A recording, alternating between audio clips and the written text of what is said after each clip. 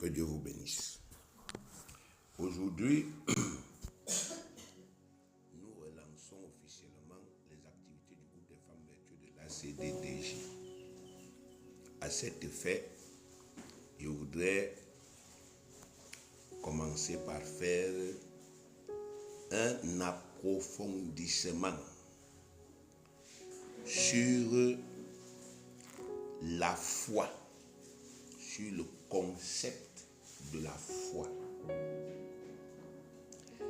Je dis, je voudrais commencer par faire un approfondissement sur la foi, parce que je pense sincèrement que nous n'avons pas encore saisi l'essence de ce concept. Je pense que même c'est un jeu pour beaucoup parmi vous. Je pense que votre statut de femme fait en sorte que depuis le livre de la Genèse, naturellement, vous plaisantez avec les choses essentielles. Quand une chose ne vous plaît pas, vous, les femmes, naturellement, vous ne mettez jamais vos cœurs dedans. Et c'est en cela que vous êtes souvent parfois les premiers responsables des désordres, même dans vos propres foyers et même à l'église. C'est ce qui est écrit dans la Bible. Parce qu'il y a des choses qui ne vous plaisent pas. Ça ne veut pas dire que ce n'est pas vrai ou ce n'est pas essentiel. Ça veut dire que ça ne correspond pas à votre logiciel. Parmi les choses que vous aimez faire, la chose là n'est pas dedans. Et dès lors qu'une chose n'est pas dans votre logiciel, vous ne lui accordez pas d'importance. Naturellement. C'est vrai que quand Dieu a créé, il a dit c'est l'homme qui est le chef. Il a dit c'est l'homme qui est le guide. C'est lui qui donne la direction. C'est lui, n'est-ce pas, effectivement, dans la famille, qui va décider, voici là où on va mettre nos cœurs et voici là où on va marcher. Parce qu'il a plutôt créé l'homme différent. Il a mis en l'homme la capacité, n'est-ce pas, effectivement, de juger et de pouvoir discerner, même si ça ne lui plaît pas, ce qui est droit et juste et ce qui, là où on doit mettre son cœur. C'est ça l'homme. Et les premiers conflits, c'est toujours là-bas que ça commence. La foi est une chose essentielle. La Bible dit que le juste vit. C'est le verbe quoi? Vivre par la foi. Et dans notre ministère, on s'est battu pour vous enseigner la foi. Parce que Dieu dit que le juste vit par la foi. La femme vertueuse vit par la foi. Le mari vertueux vit par la foi.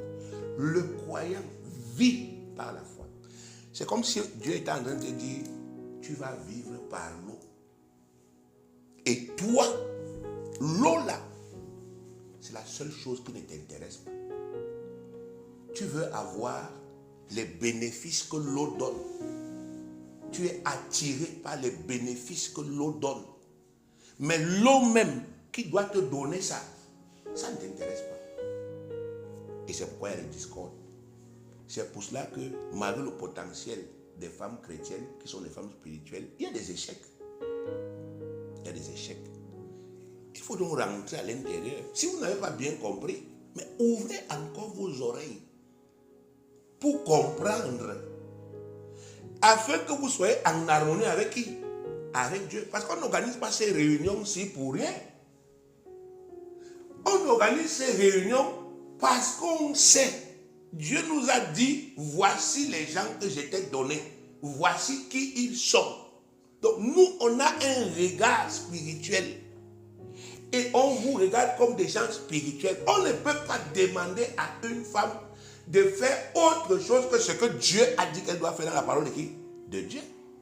On ne peut pas réunir les femmes et commençait à leur parler des choses de l'homme. Dieu ne lui a pas dit de faire ça.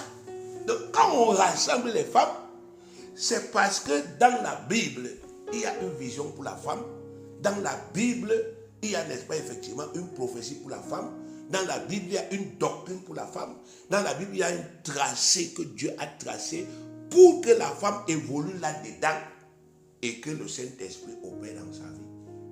Alors quand on regarde et on voit que les gens sont à côté, on ne peut pas laisser. Parce que ça, c'est déjà la contrefaçon. Alors, ce que vous devez savoir, bien aimé, c'est que si vous voyez quelqu'un un jour qui vous dit « J'ai besoin des miracles dans ma vie », c'est-à-dire, si vous voyez quelqu'un qui arrive à une conviction où il vous dit « J'ai besoin des miracles dans ma vie », et vous lui posez la question « Et tu as besoin des miracles, pourquoi ?» Il dit que « Ma vie est gâtée ici, ma vie est bloquée ici, ma vie ne marche pas ici. » Et vous faites, vous essayez de vérifier les dits, vous voyez que ce que la personne a dit est vrai. La personne a vraiment besoin de miracles. Et si vous voyez en même temps que la personne qui a besoin de miracles prend les clés, les règles, les lois que Dieu lui a données pour produire les miracles là, jette ça de côté, met ça de côté, ça veut dire que cette personne est ignorante. Amen. Il y a une ignorance qu'on appelle une ignorance inconsciente. Une ignorance que tu n'es pas mauvais, mais tu es inconsciemment ignorant. C'est ce que Dieu avait dit, mon peuple périt faute de quoi? De connaissance.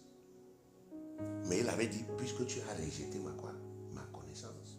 Donc il y a une ignorance qui vient du fait que une femme prend l'essence de ce que Dieu lui donne pour percer, pour avancer. Elle prend ça et jette, mais elle veut quand même les effets. C'est une ignorante. Parce que c'est la loi des causes et de quoi? Et des effets. Parler ne sert à quoi? Ça ne sert à rien. Quand vous fonctionnez par la foi produit les résultats. Vous allez mourir. Votre génération va passer. D'autres vont venir vous remplacer. Vous ne pouvez pas travailler, n'est-ce pas, effectivement, pendant 1000 ans. On vous a enseigné ça pendant le thème de l'année. Notre temps sur la terre est limité. C'est limité. On ne peut pratiquer la foi que pendant que nous sommes vivants. Quand? Maintenant. C'est pour ça que le thème a dit rachetez quoi? Le temps. Parce que les jours sont mauvais. Donc, si quelqu'un te dit j'ai besoin de miracles, mais c'est déjà bien. Parce qu'en réalité, il reconnaît que je suis incapable. C'est bien, c'est déjà un premier pas. Mais maintenant, si la même personne prend les clés qui doivent lui permettre de provoquer ces miracles, elle jette ça en brousse, ça s'appelle de l'ignorance. Mais une ignorance qui est inconsciente. Donc la personne est là où il y a les enseignements. Mais dans la conscience de cette personne, l'idée que moi je peux faire ça marche, ça n'existe plus. Et la personne veut des miracles. Et prie même, Seigneur, fais un miracle. Fais un miracle dans ma vie, frère. Depuis que tu chantes ça, ça a donné quoi? Ça a donné quoi? Il y a des chansons bien aimées qui ne sont pas droitement quoi? Divisées. Un miracle dans ma vie, Seigneur. Fais un miracle des poulets et des poissons, Seigneur, je souffre tout. Ça t'a déjà donné quoi? Quand la chanson, il ne faut même plus la chanter. Il ne faut plus la quoi? Il ne faut plus la chanter. C'est une croyance qui est à côté de quoi? De la plaque. Vous ne connaissez pas le diable. Vous riez avec quelqu'un que vous ne connaissez pas. Le diable a tout réussi. Parce que quand il fait l'erreur, tu prends l'erreur là et la vérité, ça se ressemble comme deux gouttes quoi? Deux gouttes d'eau. Quand le diable t'inspire une fausse idée dans la tête, la fausse idée là et la vérité, ça se ressemble. C'est pour cela que vous voyez, il y a des gens qui sont chez le diable, ils ne sont même pas conscients, ils sont chez le diable. Ils sont dans les religions. Ils croient qu'ils sont avec Jésus. Ils ne sont pas nés de quoi? De nouveau. Tous les dimanches, aujourd'hui c'est dimanche, allez les voir. Ils gardent les voitures, ils chantent, ils prononcent le nom de Dieu, ils prennent les paroles de la Bible. Personne n'est né de quoi? De nouveau. Mais leur conscience, la quoi? La conscience se calme. J'étais à l'église, j'ai bien fait. Pourtant, il y a quelque chose là dans la parole qui dit qu'il faut d'abord naître de quoi? De nouveau, avant d'aller chanter dans une quoi? Église. Mais ça là, l'adversaire voile ça devant leur quoi? Leurs yeux. Et vous ne pouvez pas aller leur dire qu'ils ont tort. Parce que quand l'adversaire, qui est le diable, décide de produire l'erreur, il s'arrange tout que l'erreur ressemble à la vérité. À la vérité. Il prend les choses de la vérité, il met dans quoi? Dans l'erreur. Comme ça, quand vous voyez, vous retrouvez le nom de Dieu dedans, vous retrouvez l'église dedans, vous retrouvez prière dedans, vous retrouvez parole, vous retrouvez même Jésus dedans. Vous croyez que vous êtes avec Dieu. Vous n'êtes pas avec qui? Avec Dieu. Le seul moyen de détecter le diable, c'est la parole de Dieu droitement divisée. C'est pour cela que la vraie église de Dieu sur la terre est intolérante. Elle ne tolère pas les contrefaçons doctrinales. Elle ne tolère pas les contrefaçons dans la discipline de l'église. Si le groupe des femmes s'écarte d'un micron de ce que Dieu a dit, ce n'est plus un groupe de femmes sur lequel tu dois compter. Jamais. Mieux tu dissous ça, tu chasses tout le monde et tu remets les gens à l'école. Et on ne parle plus de ça. Parce que c'est une contrefaçon. Et tout ce qui est une contrefaçon, d'une manière ou d'une autre, ça va détruire. Tôt ou tard, ça va faire comment? Ça va gâter. Ça peut fonctionner un temps. Mais quand ça va exploser, ce qui va sortir de là, ça va faire comment? Tout gâter. C'est pour cela que les vrais hommes de Dieu sont intransigeants, intolérants. On ne tolère pas la contrefaçon. Surtout en ce qui concerne la foi. Amen. Alors, qu'est-ce que Hébreux 11:1 dit? Or, la foi est une quoi? Ferme assurance des choses qu'on espère. Une démonstration de celles qu'on ne voit pas. C'est ça la définition.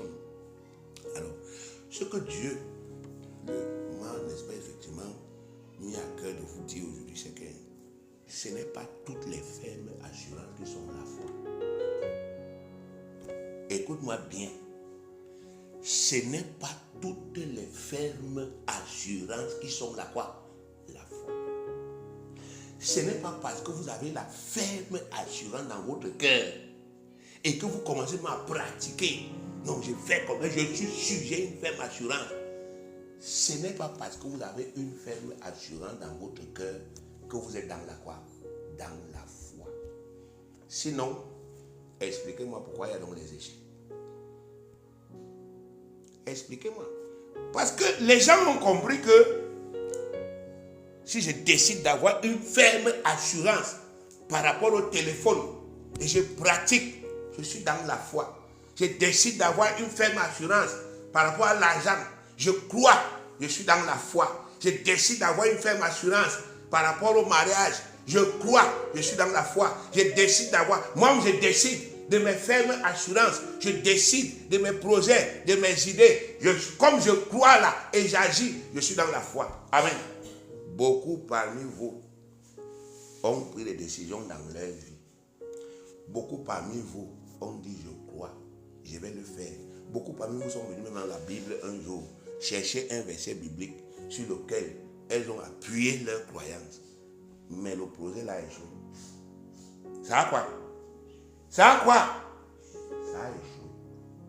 L'échec là, c'était un message.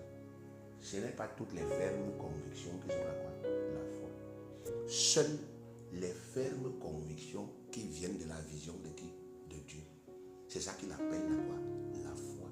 Tu ne peux pas prendre ta tête. Non, parce que nous sommes le groupe des femmes. Et puis maintenant, bon, on va entrer dans l'histoire-ci. On va faire comme ça. J'ai vu ceci à gauche, j'ai vu cela à droite. Et puis, bon, j'ai une certaine expérience. Bien aimé, il y a chrétien dedans. Ça tourne autour de qui? Christ. Dès lors qu'il y a Christ, tout ce qui se passe là doit être en relation avec qui? Christ. Si ce n'est plus le cas, il n'y a plus Christ dedans. Et même si vous êtes pleinement convaincu, vous allez faire chou blanc, vous allez échouer lamentablement. Pour une seule raison. Dieu ne se reconnaît pas dans votre ferme quoi? Assurance. Vous avez une ferme conviction. Vous avez une ferme assurance. Oui, vous croyez dur comme fer. Oui, vous mettez vos efforts dedans. Oui, sauf que ça ne correspond en rien à la vision de qui? De Dieu. La Bible est là pour vous instruire. Prenez vos Bibles, allez dans Romains chapitre 4, le verset 17. Lisez. C'est l'histoire d'Abraham. Voyons si Abraham a cru à tort et à travers. Lisons. Romains 4, 18. Il est écrit: espérant contre toute espérance, il crut en sorte qu'il devint père d'un grand nombre de nations, selon ce qui lui avait été dit, telle sera ta postérité. Est-ce que vous comprenez ce que Dieu vous dit ici? Dieu vous dit que Abraham est arrivé à un niveau où tout était gâté. Tout était comment? Gâté. Il n'y avait aucune lueur comme ça que ça peut changer. Il n'y en avait pas. Et au lieu qu'Abraham se dise, devant l'histoire, s'il peut faire comme ça, je vais passer ma vie à croire et rien ne change.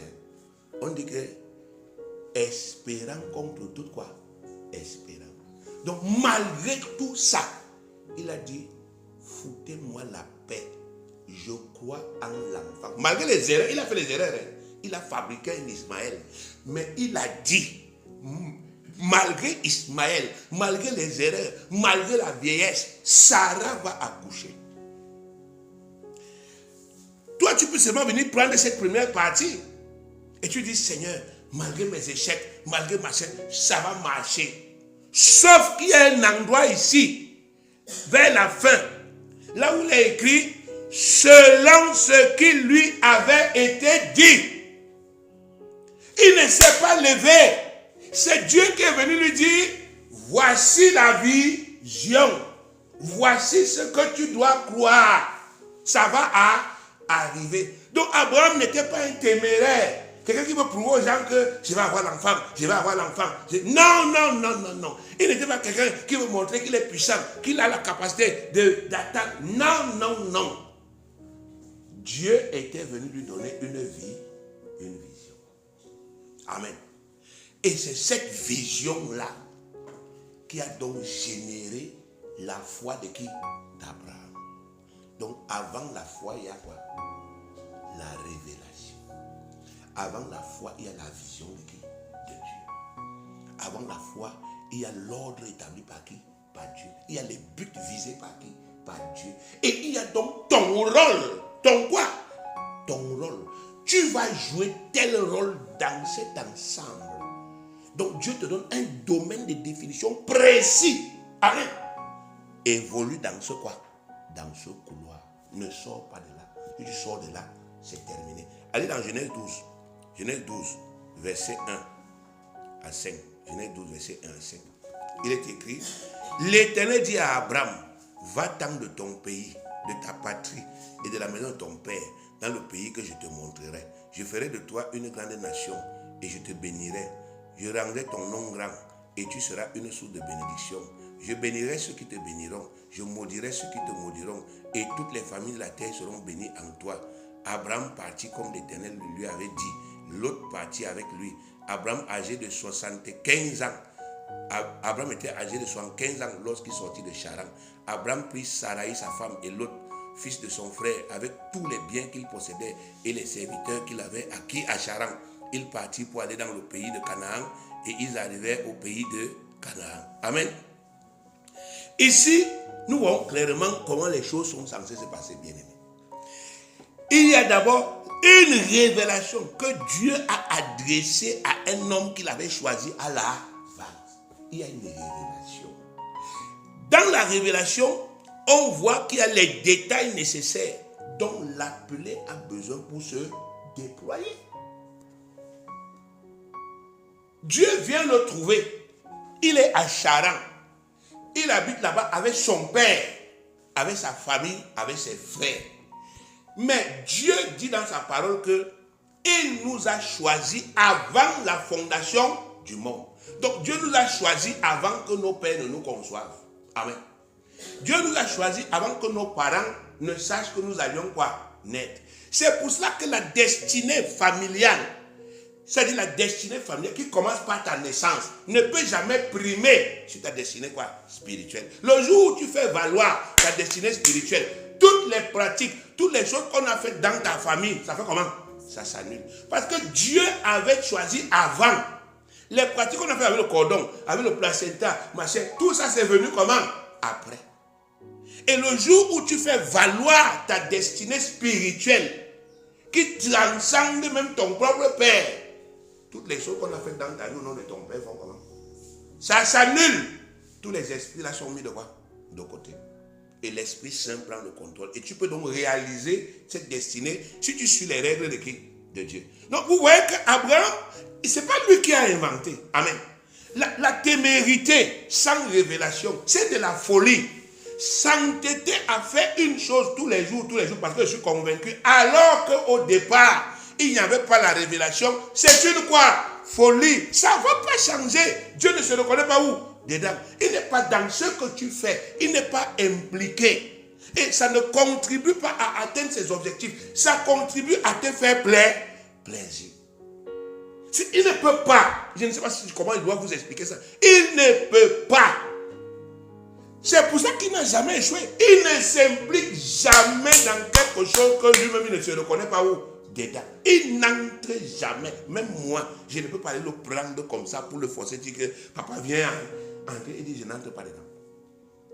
Dieu a toujours besoin de voir au départ la révélation. Et dans la révélation, il t'explique les objectifs. Il te montre que ce que tu vas faire là, ça aura un impact dans son œuvre. Et toi, tu auras donc les bénédictions. Les quoi? Tu auras les bénédictions. Parce que tu as joué ton rôle. Et tu as contribué pour que son œuvre s'accomplisse. À travers toi, Dieu a fait un pas. Amen. Dieu a fait un quoi? Il a fait un pas, sœur. Il a fait un pas. À travers toi, Dieu a réalisé quelque chose. Il ne peut rien faire sur la terre sans l'homme. Il a décidé que tout ce qu'il va faire sur la terre, il le fera avec qui? Avec l'homme. C'est pour ça qu'il ne peut pas. Il s'est lui-même limité. Il a choisi de se limiter à l'homme et de coopérer avec qui? Avec qui? Avec l'homme. Il a choisi comme ça. Il ne peut pas. Même le diable que vous voyez, le diable est limité dans le fait qu'il ne peut faire sur la terre que ce que l'homme lui a donné le pouvoir de quoi? De faire. Il ne peut pas aller au-delà. Parce qu'au commencement, Dieu avait donné la terre à qui? À l'homme. Amen. Et sachant que l'homme allait pécher, il avait limité les pouvoirs qu'il avait donnés à qui? À l'homme. Il n'avait pas, par exemple, donné à l'homme le pouvoir de détruire la terre. Amen. Parce que s'il avait donné ce pouvoir, en péchant, l'homme aussi allait transférer ça à qui? Au diable. Et qu'est-ce que le diable allait faire depuis là? Il allait seulement détruire la terre, tout était comment? Fini. Mais comme Dieu, dans sa sagesse, dans sa prière, savait, il y aura un problème. Amen. Il a veillé à limiter les pouvoirs de qui? De l'homme. Donc vous devez comprendre, bien aimé, que on n'évolue pas, n'est-ce pas, effectivement, comment on appelle cela? On n'évolue pas dans le hasard avec Dieu. Si on sait d'avance, si Abraham savait que sa femme va accoucher, c'était parce que Abraham savait que Dieu est impliqué dans ma croyance. La conviction que j'ai ici, Dieu est où? Il est dedans. Parce que ça vient de qui? Ça vient de Dieu. Amen. Ça vient de Dieu. Et Dieu n'est pas lâche qui dit aux gens que commencez quelque chose, après pas vous abandonner. Il peut vous abandonner. Quand vous faites ce qu'il vous demande de quoi? De faire, il entre dedans. Il a dit à Josué, qu'est-ce qu'il a dit à Josué? À Jérémie. Jérémie chapitre 1, le verset 12.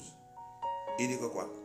L'Éternel me dit, tu as bien vu car je veille sur ma parole pour l'exécuter. Je veille sur ce que j'ai quoi? J'ai dit avec ma bouche. Je veille sur la vision. Amen. Je veille sur la quoi? La vision. J'ai donné une vision. La vision, bien aimé, c'est une... En fait, c'est une manière... C'est comme si Dieu te montre tout le film dans sa quoi? Sa globalité. Il te dit, on va commencer ici. On va évoluer comme ça et on va atteindre ce niveau. Amen. Nous, par exemple, notre génération, il peut dire, vous allez construire, vous allez jeter les bases, n'est-ce pas, effectivement, du groupe de qui? Des femmes. Vous allez jeter les quoi? Les bases. Donc, c'est vous qui allez implanter le groupe des femmes dans mon église. Mais la génération qui va venir va s'appuyer sur votre quoi? Travail. Elle va trouver les structures que vous allez mettre sur quoi? Sur pied. Elle va trouver les lois que vous avez arrêtées. Elle va trouver les visions. Elle va trouver les entreprises que vous avez créées. Elle va juste quoi? Continuer. Mais vous allez implanter quelque chose. La génération prochaine va venir travailler sur ce que vous avez quoi? Implanter et continuer. C'est comme ça que de génération en génération, l'œuvre va se faire. Parce que la génération la prochaine, c'est qui? Ce sont vos propres enfants. Soit les enfants que vous avez accouchés, qui sont à l'église maintenant, soit alors les enfants que vous allez évangéliser, qui vont devenir vos enfants spirituels, qui vont donc hériter de quelque chose que vous avez créé et qui tourne bien et qui fonctionne et qui sert les intérêts de qui? De Dieu. Voilà la vision. Amen. Mais ce que vous devez aussi savoir, c'est que le diable connaît cette vision. Comment est-ce qu'on peut parler et vous pensez que Satan n'entend pas? Les oreilles de Satan sont bouchées. Comme on est en train de parler là, vous croyez qu'il n'entend pas? Vous croyez qu'il a besoin d'être ici?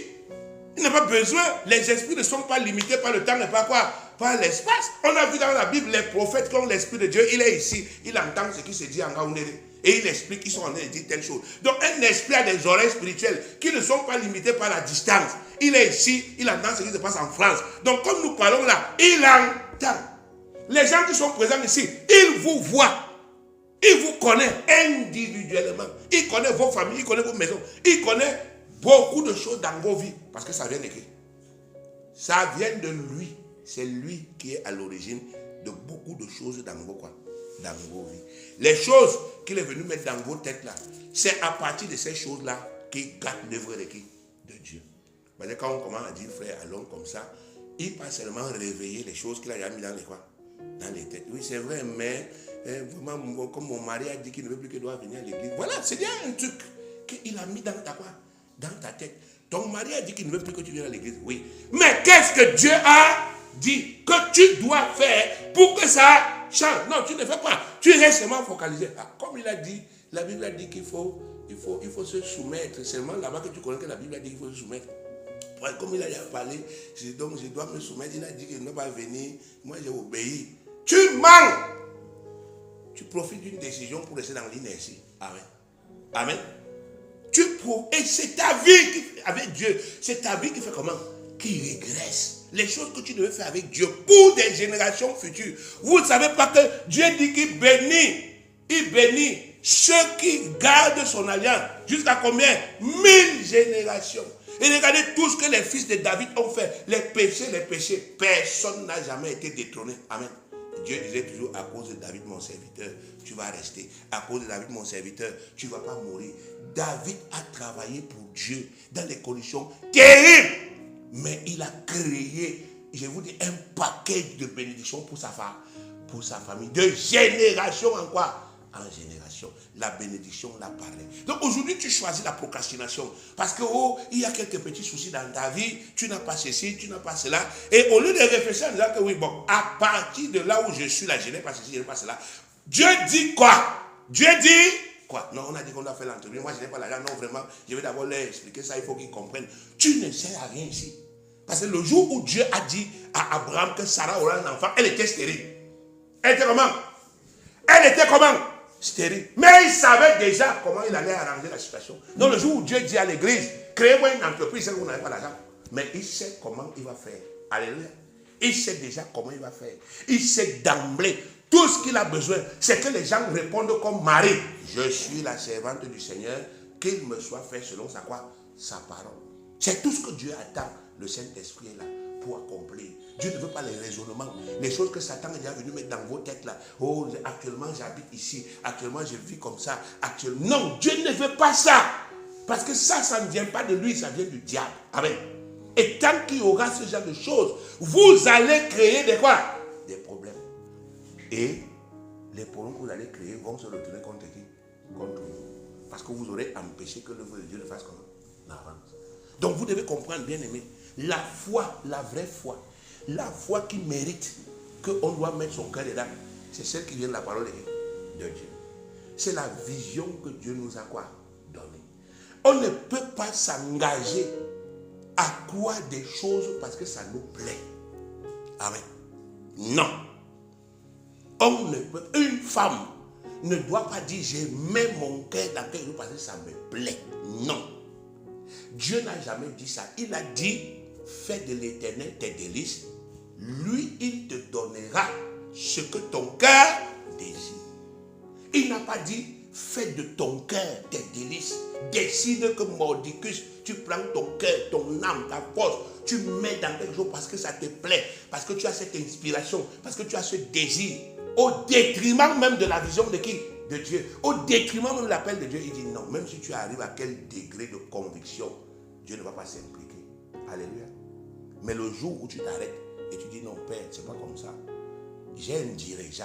J'ai un quoi? Un dirigeant. Je ne suis pas dans une église là, il n'y a pas de dirigeant. Il y a un homme là-bas qui dirige. Il faut que j'aille chez le dirigeant.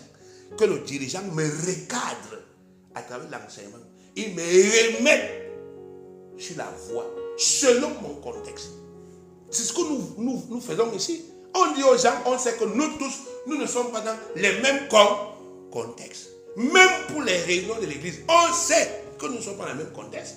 Mais on dit que quand tu es dans un contexte particulier, va à l'église. Va expliquer ton contexte pour dire ceci.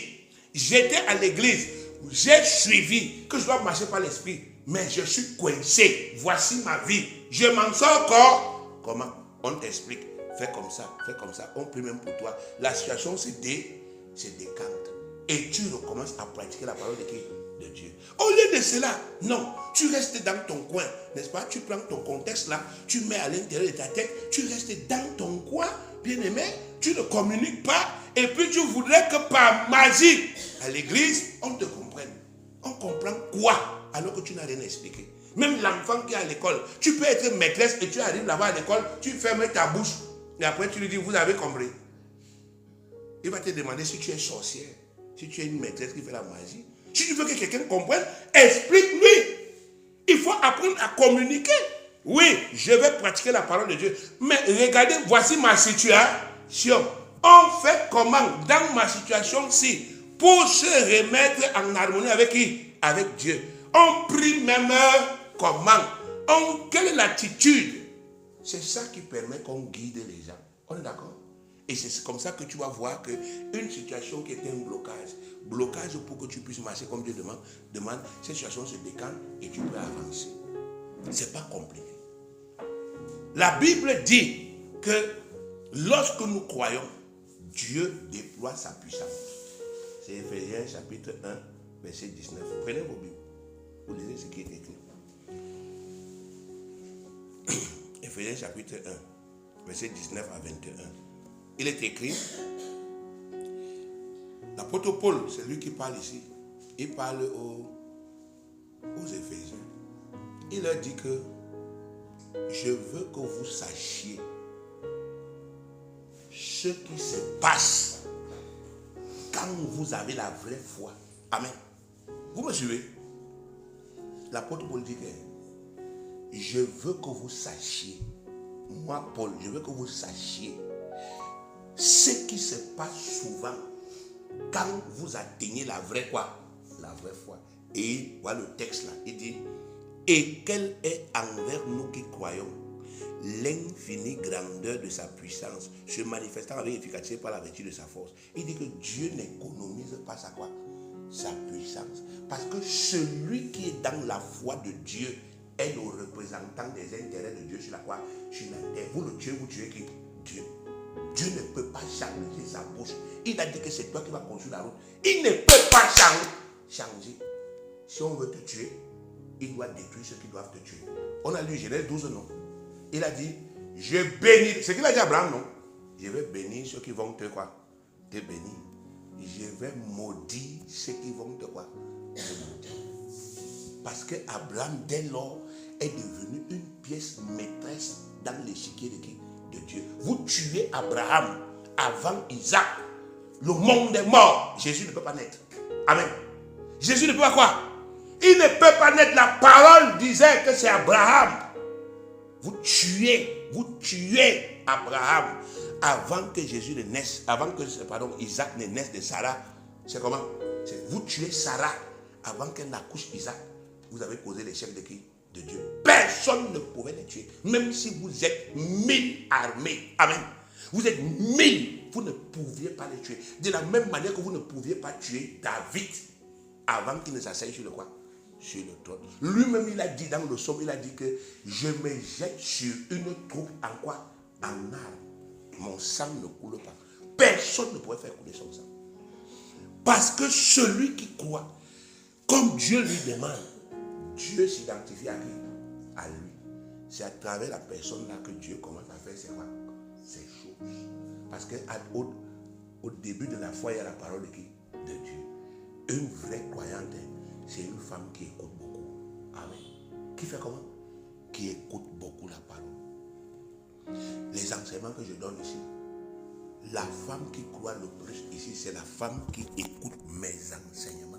Parce que Dieu me fait enseigner selon la vision qu'il m'a quoi donné. Tu ne peux pas être dans l'église ici et tu écoutes Ivan Castalou et tu vas avoir la foi pour faire ce qu'on fait ici. Tu ne peux jamais. C'est ici que Dieu te donne les enseignements. Tout ce que tu écoutes là, c'est pour distraire ta tête. C'est pour comment on appelle ça? C'est pour te contenter. Parce que tu vas écouter rien que les choses qui te font quoi? Plaisir. Quand tu vas écouter l'enseignement qui dit que non. Si un mari ne te donne pas 50 000 chaque matin, ce n'est pas un bon mari, tu dis Amen. Mais parce que c'est ce que tu veux. C'est ce que tu veux. Or, le type qui prêche là, il ne te connaît pas. Il prêche par rapport à ses réalités dans son assemblée. Mais nous ici, on prêche par rapport à nos réalités. Mais comme la prédication qu'on fait ne te plaît pas, ce n'est pas que c'est mauvais, c'est que ça ne te plaît pas. C'est pas ce que tu voulais entendre. Amen. Quand vous voyez les gens avec les faces attachées là, c'est pourquoi ils ne voulaient pas entendre ce que je suis en train de dire là. Il y a même les sœurs qui ont prié pour qu'effectivement Dieu enlève dans ma tête que je dois venir faire la réunion. Que je prie que vraiment chasse-le, qu'ils ne reviennent pas. Ils nous laissent, on continue à faire nos choses. C'est de l'incrédulité. C'est quoi? L'incrédulité. Parce que comme je vous ai dit, Satan connaît votre point faible, le plaisir. Le quoi? Le plaisir. La femme ne met son cœur tout entier que dans ce qui lui quoi? Qui lui plaît. Dieu a donc voulu qu'il y ait quelqu'un qui soit un garde-fou. Il s'appelle le mari. Il s'appelle le mari. Il s'appelle le dirigeant spirituel. C'est lui qui est le garde quoi? Le garde-fou. Une église là où il y a les vrais dirigeants spirituels, on protège les femmes. On permet que les femmes là évoluent dans leur foyer convenablement. On ne leur donne jamais de mauvais quoi? Conseils. Même quand elles-mêmes viennent avec des idées et des colères, des irritations, quand elles entrent à l'église, on les corrige. Amen. On fait quoi? On les corrige. Et elles mettent un frein ou bien une limite à leurs actions. Elles se remettent dans la volonté du Seigneur. Donc Dieu te dit ici que à partir du moment où, n'est-ce pas, effectivement, tu crois comme il veut, il dit la puissance se déploie. Et il explique qu'est-ce qui se passe quand ça. Verset 20. Éphésiens 1, verset 20. Il l'a déployé en Christ. Il nous dit, regardez Jésus-Christ. Il a cru comme je voulais. À un moment, la foi voulait que Jésus-Christ meure. C'est ça, non? Et Jésus-Christ est allé devant la mort. Pierre lui a dit que non, ne pars pas. Il a dit, arrière de moi, Satan. Donc, à un moment, la foi de Jésus l'amenait où? À la mort. pas reculé. Parce qu'il savait qu'il est dans la foi. Et Jésus n'est pas mort parce que c'était un masochiste, un type qui se fait taper dessus. Non. Il est mort parce que c'était la vision pour qui? Pour lui. Ce qui n'est pas la vision pour qui? Pour nous. Il a été crucifié parce que c'était la loi pour qui? Pour lui. Ce qui n'est pas notre loi. Ce n'est pas notre appel. Notre appel est de vivre. Pour lui, était de quoi? Mourir. Vous voyez, bien aimé, que si tu oh, j'ai la même foi que Jésus. Mon frère, il faut d'abord t'arrêter pour savoir que la foi de Jésus s'était basée sur quoi? Sur sa vision que Dieu lui avait donnée. Notre foi doit aussi être basée sur notre part de quoi? De vision. Un seul est mort pour tous. Tous donc sont quoi? Morts. Et il est mort afin que ceux qui vivent ne vivent plus pour eux-mêmes, mais qu'ils vivent pour celui qui est mort et ressuscité pour eux. Pourquoi le groupe des femmes? Pour servir celui qui est mort et ressuscité pour qui? Pour nous. Vous voyez ça, bien aimé? Voilà. Et il dit que quand tu es dedans, il dit, il l'a déployé en Christ en le ressuscitant des morts et en le faisant asseoir à sa droite dans les lieux célestes. Il dit que même s'il y a quelque chose qu'on a tué dans ta vie, si tu rentres dans la vraie foi, on en janvier, il va ressusciter cette chose. Si on a tué, ou bien si toi-même, à cause de ton égarement, à cause de ta têtutesse, à cause de ta rébellion même avec le Seigneur, il y a des bénédictions qui sont déjà mortes. Dieu dit qu'il va les ressusciter. Il va les ressusciter. Il dit qu'il va t'élever. Il dit qu'il va te faire, n'est-ce pas, effectivement, prévaloir sur toute personne qui va se tenir en face de qui? En face de toi. Même là où tu as tort, il va te faire avoir raison. Pour une seule et unique raison. Quand tu as la foi, tu représentes qui? Dieu. Quand tu as la foi, la vraie foi, tu représentes Jésus-Christ. Jésus-Christ ne peut pas se combattre. Quand il nous regarde, il nous voit. S'il se voit à l'œuvre, il ne peut pas se combattre.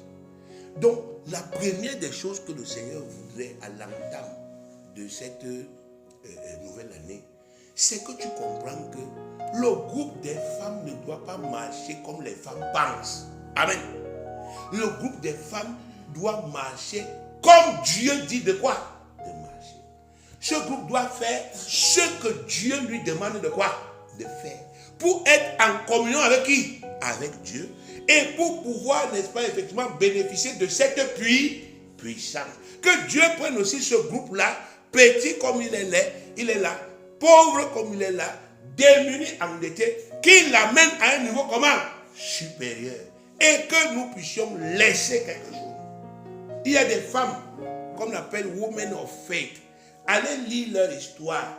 Elles ont commencé à 5. Combien? Combien?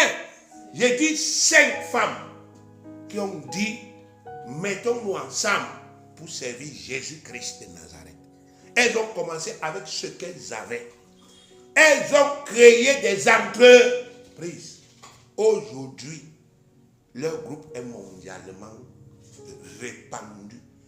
Elles ont les bus, elles ont les ceci, elles ont les chorales, elles ont les ministères qu'elles financent, etc., etc. Parce qu'elles ont simplement, bien aimé, fait profil bas. Il y a de l'argent pour financer les activités de l'église. Amen. Il y a des ressources. Il y a de l'argent qui n'est pas forcément dans tes poches. Dieu ne t'a pas dit va fouiller tes poches. Il y a de l'argent. Nous vous enseignons comment réfléchir, comment croire pour que Dieu fasse venir quoi? Cet argent, ces argents dans vos mains et que vous déposez une partie à l'église. C'est ce qu'on vous apprend à faire.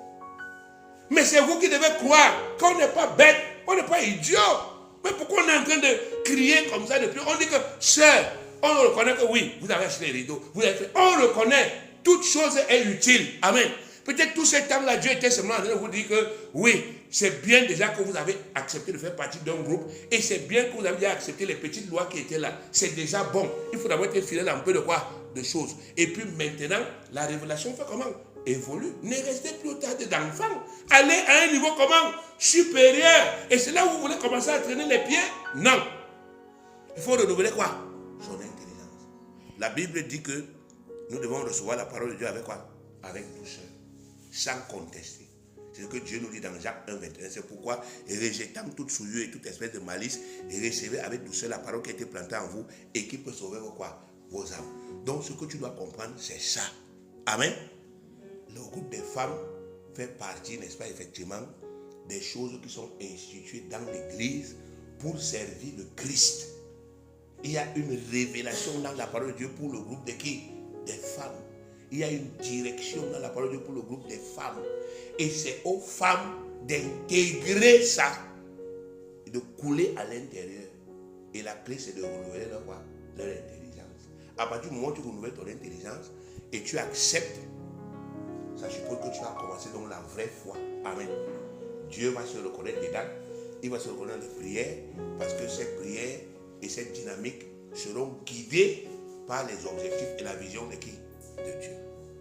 Que Dieu te bénisse.